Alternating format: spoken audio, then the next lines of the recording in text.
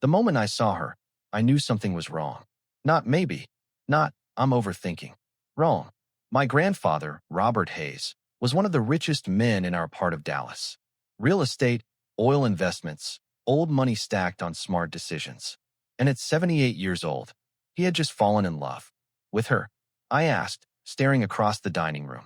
She couldn't have been older than 25. Perfect hair, perfect smile, perfect timing. Isn't she wonderful? My grandfather said, like a man who had already made up his mind. Her name was Lily Monroe, and she knew exactly what she was doing. She laughed at everything he said, touched his arm every time she spoke, looked at him like he was the only man in the world.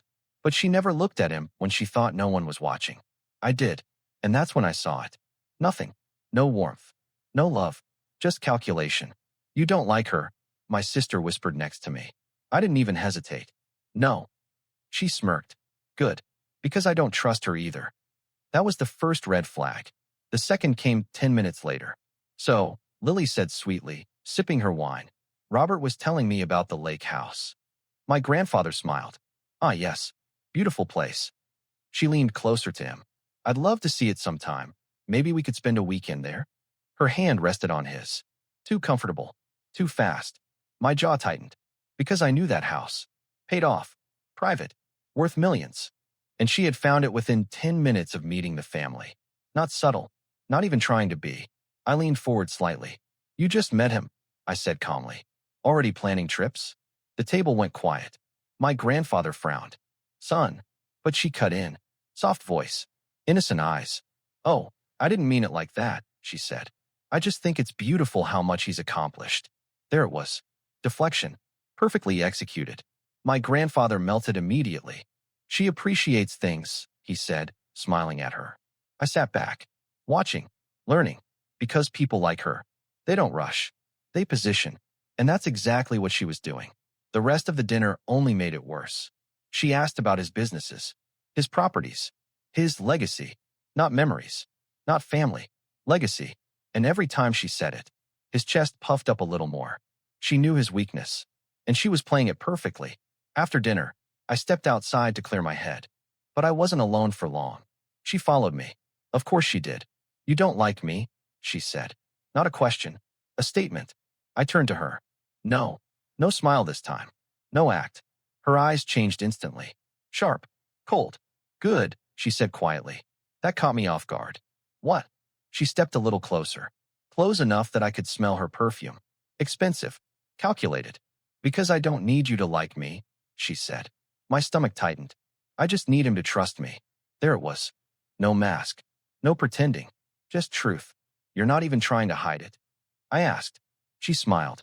But it wasn't the same smile from inside. This one was real. And it was dangerous. Why would I? She said softly.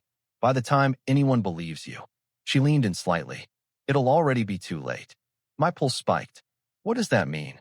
She straightened up. Back to the sweet, perfect version of herself. Like nothing happened. You'll see, she said. And then she walked back inside. Like she hadn't just threatened me. I stood there, staring at the door. Heart pounding. Because I knew one thing for sure now. This wasn't love. This was a setup.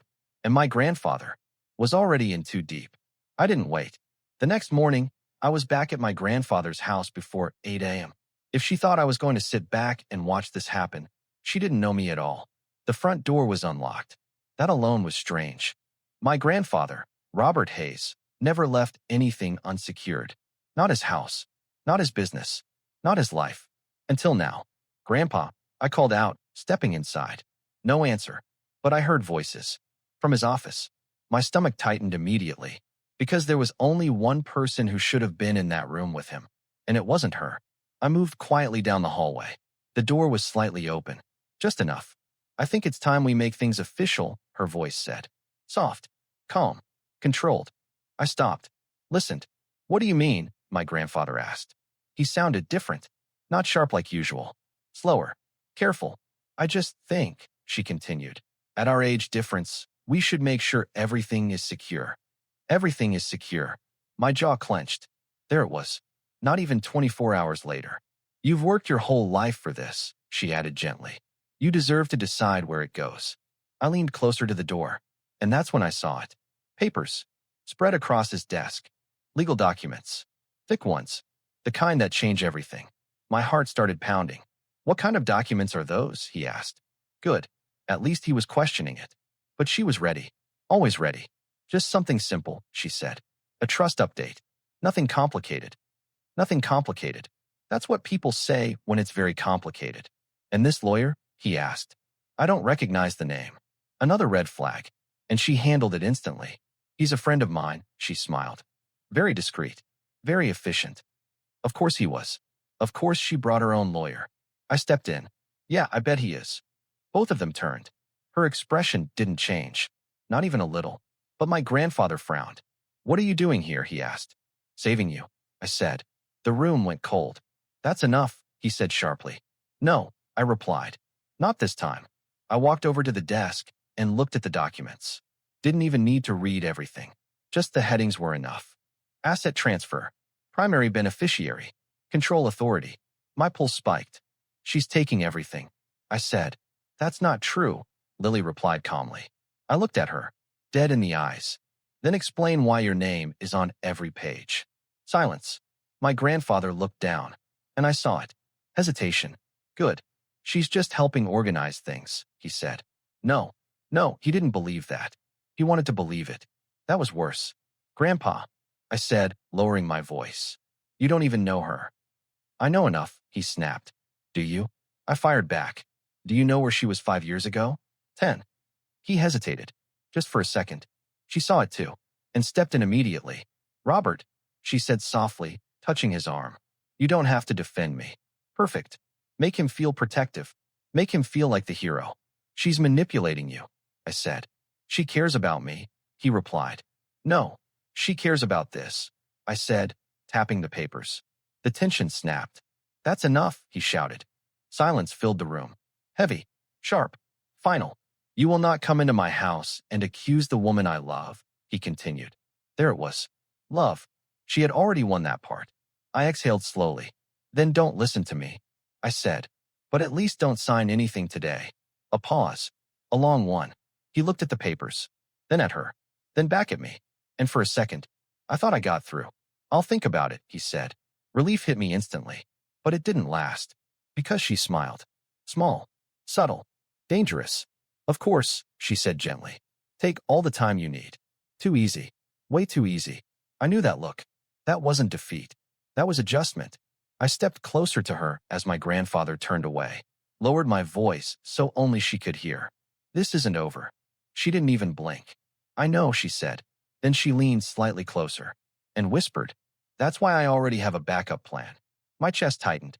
What does that mean? She straightened up. Back to sweet. Back to perfect. You'll find out, she smiled. And for the first time, I realized something that made this 10 times worse. The papers on that desk? They weren't her only move. They were just the first one. 3 days later, my grandfather almost died. And no one thought it was strange. Except me. I got the call around 2:30 in the afternoon. Your grandfather collapsed, the nurse said. You should come now. Everything in me dropped. I was in my car before she even finished the sentence. The hospital in Dallas wasn't far, but it felt like forever, because my mind kept going back to one thing. Her. When I got there, he was awake. Barely. Hooked up to machines. Pale. Weaker than I had ever seen him. What happened? I asked immediately. The doctor glanced at the chart. Severe drop in blood pressure, he said. Could be medication related. Medication. My chest tightened. He's been on the same meds for years, I said. The doctor shrugged slightly. Sometimes reactions change. No, that wasn't it. That didn't feel right. I stepped closer to the bed. Grandpa, what happened? I asked. He looked at me slowly. Confused. I don't know, he said. I just felt dizzy. Then his eyes shifted. Past me. And I didn't even need to turn to know who was there. Thank God you're okay, she said softly. Of course. Lily Monroe walked in like she belonged there. Like this was her role. Her moment. I turned to face her. You were with him? I asked. She nodded. Yes. We were having lunch. Just the two of you. A small pause. Then, yes. Lie. I felt it immediately. Where? I pressed. She smiled lightly. Does that matter? Yes. It mattered a lot. But my grandfather spoke first. She helped me, he said weakly. If she wasn't there. He didn't finish. Didn't need to. She stepped closer to him, gently touching his hand. Perfect. Hero moment. Exactly what she needed. You should rest, she said softly. Then she looked at me. And for just a second, her expression changed. Same look as before. Cold. Controlled. Like this was all going according to plan. My stomach dropped. I stepped out into the hallway, pulled out my phone, and made a call to someone I trusted. A friend who worked in pharmacy regulation. I need a favor, I said. Fast. 20 minutes later, I had an answer, and it made everything worse. Those meds, he said. Yeah, they're safe, unless the dosage is altered. My grip tightened. Altered how? A pause. Then, double it, and it could drop someone like that, especially at his age. My heart started racing. Would it look like an accident? Yeah, he said, pretty easily. I hung up and just stood there for a second, because now, this wasn't suspicion anymore. This was intent. I walked back into the room slowly. She was sitting next to him, smiling, talking quietly, like nothing had happened, like she hadn't just almost killed him. You gave him something, I said. The room went silent instantly. My grandfather frowned. What? I didn't take my eyes off her. You messed with his medication. She didn't react, didn't panic, didn't even look surprised. She just tilted her head slightly. Why would I do that? She asked softly. I stepped closer. Because dead men sign faster than suspicious ones. My grandfather's eyes widened. That's enough, he snapped. No, it's not, I said. This wasn't random. You have no proof, she replied calmly. And that was the problem. She was right. I didn't. Not yet. But I was close. I could feel it. You're pushing too hard, she added quietly, just for me. My jaw tightened. Or what? She leaned in slightly, close enough that no one else could hear. Or next time, she whispered. It won't be a warning. A cold chill ran through me, because I finally understood something. The collapse? That wasn't the plan. It was a test, to see how far she could go, and how fast she needed to move. I stepped back slowly, heart pounding, mind racing, because now, this wasn't about money anymore. This was about time, and if I didn't stop her soon, there wouldn't be anything left to save. I stopped trying to warn my grandfather. It wasn't working. Every time I pushed, she pulled him closer.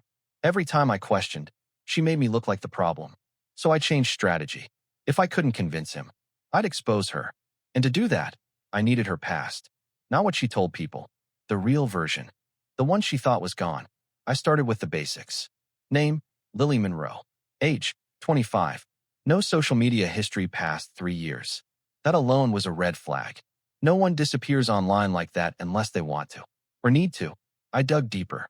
Old databases. Public records. Archived listings. And then, I found something. Different name. Same face. Same eyes. Just older photos. Lily Monroe wasn't her real name. My pulse spiked. I leaned closer to the screen. The real name. Alyssa Grant. My stomach dropped. Because suddenly, everything made sense. New name. New city. New target. Same pattern. I kept digging. And that's when it got worse. Way worse. Marriage records. 2 of them. Both older men. Both wealthy. Both dead. I froze. No way, I whispered. First husband. Died of heart complications. Second husband. Unexpected medical episode. Same wording. Same pattern. Same outcome. My chest tightened. This wasn't gold digging. This was something else. Something calculated. Something practiced. I grabbed my keys. I needed confirmation. Not theories. Proof. I drove across town to a small records office. One of those places that still keeps physical archives. Old files. Old truths. The kind people forget about. The clerk didn't ask many questions. Money helps with that. 10 minutes later, I had the file in front of me. Alyssa Grant. Age 22 at the time. Married to a 67-year-old businessman. Died less than a year later. Cause. Cardiac failure. But then, a note. Small. Almost hidden. Toxicology inconclusive. My heart started pounding. I flipped to the next file. Second husband. Same story. Same timeline. Same note. Inconclusive. But not clean. Not natural. Just unproven. My hands tightened around the papers. She's done this before. I muttered. Not once. Twice. And now, my grandfather was next. I rushed back to my car. Called him immediately. He didn't answer. Of course he didn't. I called again. Nothing. Then I called the house. No answer. A cold wave hit me. Because I knew where she was. With him. Alone. And this time, she wasn't testing anymore. I drove faster than I should have. Didn't care. Didn't think. Because now, this wasn't about suspicion. This wasn't about inheritance. This was about stopping a pattern. And I was already late. When I pulled up, his front door was open. Wide. My heart dropped instantly. I ran inside. Grandpa. No answer. But I heard something. From the dining room. A glass hitting the table. Soft. Controlled. I moved closer. And stopped in the doorway. She was there. Standing across from him. A drink in his hand. Smiling. That same perfect smile. But this time, I knew exactly what it meant. Don't drink that. I shouted. Both of them turned. Too late. He had already taken a sip. Her smile didn't fade. Not even a little. She just looked at me. Calm. Unbothered. Like she expected this. Like it was part of the plan. I was wondering when you'd figure it out, she said softly. My pulse exploded. You're done, I said. I know who you are. A small pause. Then, do you? She asked. I threw the papers on the table. Alyssa Grant, I said. 2 husbands. Both dead. Same pattern. My grandfather looked confused. What is he talking about? But she didn't look at him. Only at me. And then, for the first time, she laughed. Not sweet. Not fake. Real. Cold. You're smarter than I thought, she said. My stomach tightened. Too bad, she added quietly. You're also too late. My heart dropped. What did you do? I asked. She tilted her head slightly, then looked at my grandfather, still holding the glass, still standing, but weaker, subtly, almost unnoticeable, unless you knew what to look for. I didn't do anything, she said. And then, she smiled again. But he did. A chill ran through me, because suddenly, I understood. She didn't force it. She never did. She made them choose it, trust it, drink it. And now, he already had. Grandpa, put the glass down. Now. My voice didn't sound like mine anymore. It was sharp, urgent, desperate, but it was already too late. He swallowed. Slow, casual, like nothing was wrong, like he hadn't just taken a step toward the same ending as the others. My heart slammed against my ribs. Spit it out. I moved toward him, but she stepped in front of me. Not aggressive, not panicked, just calm, too calm. You're overreacting, she said softly. That tone again, like I was the crazy one. Like this was all in my head. Move, I snapped. She didn't. Instead, she tilted her head slightly, watching me, studying me, like I was the experiment now. You finally figured it out, she said quietly. I was starting to think you wouldn't. My hands clenched. This ends now, I said. I already called someone. Lie. But I needed time. She smiled. A slow, knowing smile. No, you didn't. My stomach dropped. Because she said it with certainty. Not doubt. Not guess. Certainty. You think I don't plan ahead? She continued. And that's when I saw it.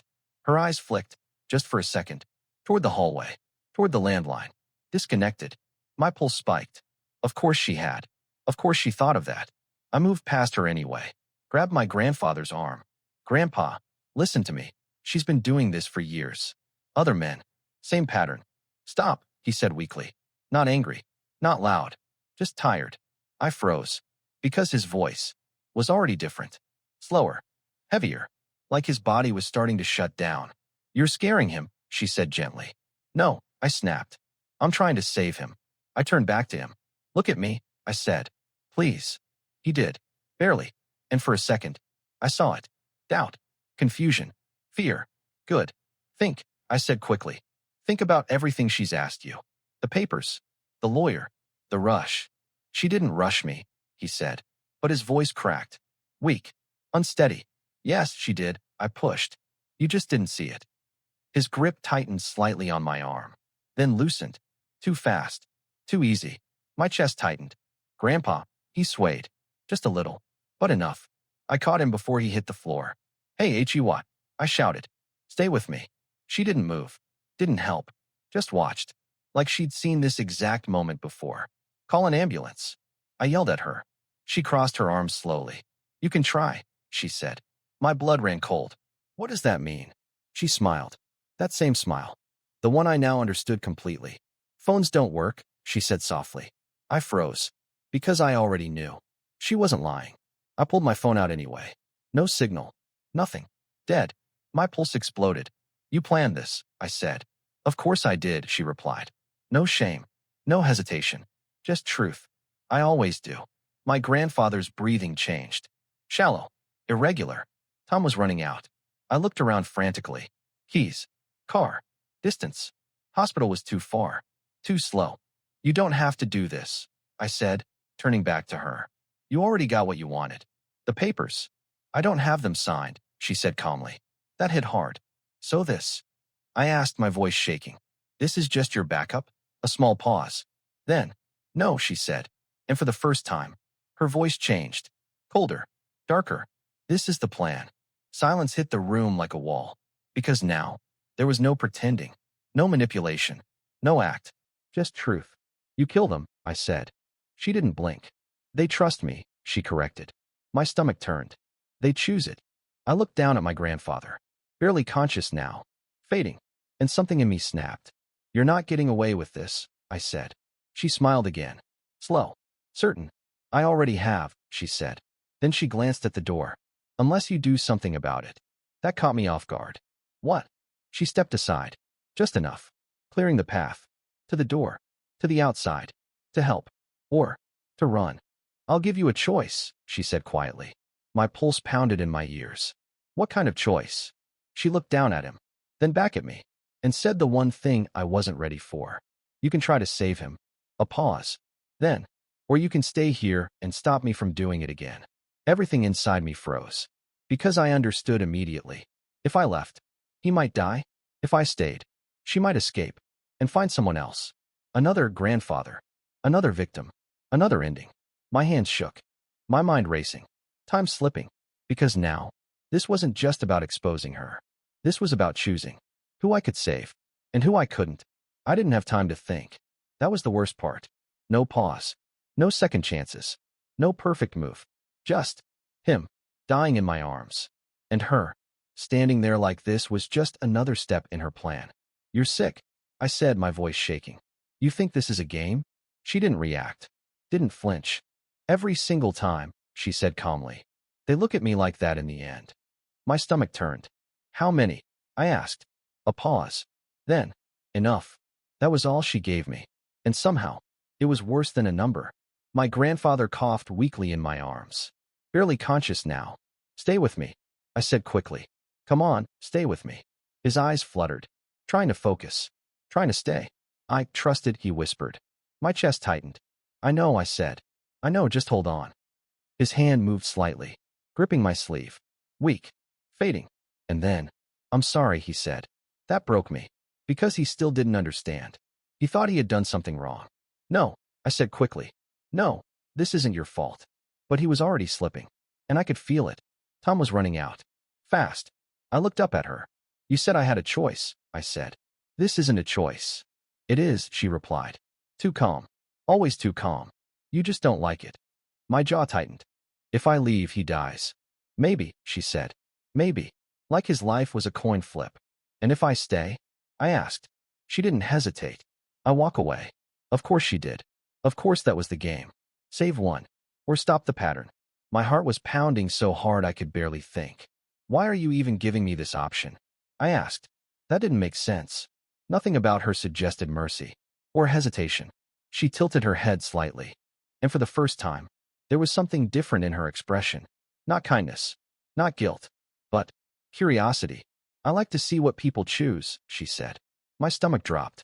You're testing me? I'm studying you, she corrected. That was worse. Way worse. Because it meant this wasn't just about money, or survival, or even control. This was something deeper. Something twisted. I looked down at my grandfather again. His breathing was weaker now. More spaced out. More fragile. He didn't have long. Minutes. Maybe less. I looked at the door. Then back at her. Then back at him. And suddenly, everything became very simple. Not easy, but simple. She doesn't stop, I said quietly. No one answered. But I knew it was true. Even if I saved him, she'd find someone else. Another man. Another family. Another ending. And next time, there might not be anyone there to stop her. I swallowed hard. I'm sorry, I whispered. I don't know if I was saying it to him. Or to myself. Then, I gently lowered him to the floor. Careful. Respectful. Like he deserved. Because he did. He always did. I stood up slowly. My hands were shaking, but my mind was clear. I turned to her, and she smiled, because she understood. You're not leaving, she said. No, I replied. Her smile widened slightly. Good choice. No, I said again, stronger this time. This is the only choice. Her expression shifted, just a little, enough to notice. Then what are you going to do? She asked. I took a step toward her. Slow, controlled. In this, I said. For the first time. She didn't smile. Not fully, because something in my voice changed. Something real. Something final. You think you can stop me? She asked. Not mocking. Testing. I didn't answer. I just kept walking. One step. Then another. Her eyes locked onto mine. Watching. Calculating. But now. So was I? And this time, I wasn't reacting. I was deciding. You're too late, she said quietly. No, I replied. I'm right on time. She moved slightly. Subtle. But I saw it. Her hand. Slipping into her bag. My pulse spiked. What's in there? I asked. She didn't answer. She didn't need to. Because I already knew. Backup plan. Always a backup plan. I lunged forward. And grabbed her wrist. Hard. She didn't expect that. Not from me. Not this version of me. Not this time, I said. Her eyes flashed. Anger. Real anger. For the first time. You're making a mistake, she said sharply. No, I replied. You are. We struggled. Brief. Violent. Her other hand came up. But I caught that too. Pinned her. Controlled. For the first time. She wasn't in control. And she hated it. You don't understand what you're doing, she said. Breathing harder now. Less calm. Good. I understand enough, I said. Then I looked her dead in the eyes. And you're not doing this again. Silence hit. Heavy. Final. Because now, the roles had flipped. And she knew it. The only question left was, what comes after you stop someone like her? She stopped fighting. Not because she couldn't. Because she realized. This time was different. My grip tightened on her wrists, holding them down just enough so she couldn't reach her bag. No more games, I said. She was breathing harder now. Faster. But her eyes. Still sharp. Still thinking. Always thinking. You think this ends here? She asked quietly. It does, I replied. She almost smiled. Almost. You don't know how this works. Then explain it, I said. A pause. Then, you stop me, she said. Someone else takes my place. That hit me off guard. What? This doesn't end with me, she continued. It never does. My jaw tightened. Nice try. It's not a trick, she said. It's a pattern. Everything with her was a pattern. That much I knew. But this felt different. Then why are you still here? I asked. Her eyes locked onto mine. Because I'm the best at it. Cold. Honest. Terrifying. Behind us. A weak sound. I turned my head. Just slightly. My grandfather. Still alive. Barely. But breathing. My chest tightened.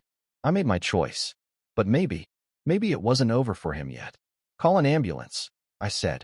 She let out a quiet laugh. You think you can just hold me here and fix everything? Yes, I said. And this time, I meant it. I shifted my weight, pinning her harder with one hand and reaching for my phone with the other. Still no signal. Of course. But I didn't need one. Not anymore. I dragged her toward the door. She resisted. But not like before. Less force. More watching. Calculating again. What are you doing? She asked. Ending your pattern, I said. I kicked the door open. Dragged her outside. Into the street. Into visibility. Neighbors. Cars. Cameras. Witnesses. Everything she avoided. Her entire strategy depended on control. Privacy. Isolation. And I had just taken all of that away. Her expression changed instantly. Not fear. Something else. Frustration. You're ruining this, she said sharply. Good, I replied. A car slowed down. Someone looked. Then another. Phones came out. Recording. Perfect. Help. I shouted. Call an ambulance. That broke the moment. Completely. She pulled back hard, trying to slip free. But it was too late. Too many eyes. Too many people. Too much attention. And for the first time, she wasn't in control of the situation. Sirens in the distance. Faint, but coming. Her eyes snapped toward the sound. Then back to me. And I saw it. Realization. Not panic. Not fear. But acceptance. You think this is over, she said quietly. It is, I replied. She studied my face for a long second. Then, slowly, she relaxed. Stopped resisting. Completely. And that scared me more than anything else. Take care of him, she said. My stomach dropped. What? A small pause. Then, he wasn't supposed to die today. That hit hard. Because for the first time, it sounded like the truth. Sirens got louder. Closer. People were gathering now. Voices. Confusion. Noise. Control was gone. Her world. Gone. I tightened my grip. Don't move. She didn't. Didn't even try. Just stood there. Watching me. And then, quietly, almost like a whisper. Next time, she said, you might not be there to stop it. Cold. Final. And then, the police arrived. Everything after that moved fast. Questions. Ambulance. Paramedics rushing inside. I stayed outside, holding her, until they took her away. She didn't fight, didn't scream, didn't say anything else. Just watched me. The entire time. Like she was memorizing my face. Hours later, I was sitting in a hospital hallway. Alone.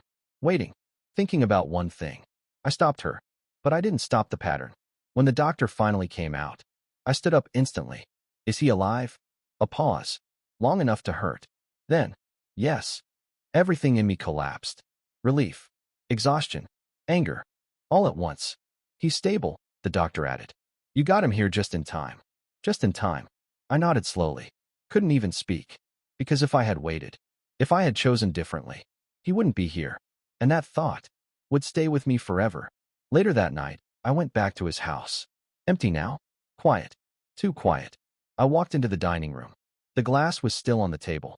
Half full. Untouched since. I stared at it for a long moment. Then poured it out. Slowly. Watched it disappear. And for the first time, it actually felt over. But as I turned to leave, something caught my eye. On the counter. A phone. Not mine. Not his. Hers. Left behind. I walked over slowly. Picked it up. The screen lit up. One message. Unknown number. Fresh. Unread. My chest tightened. I opened it. And froze. Is it done? Silence filled the room. Heavy. Cold. Not over.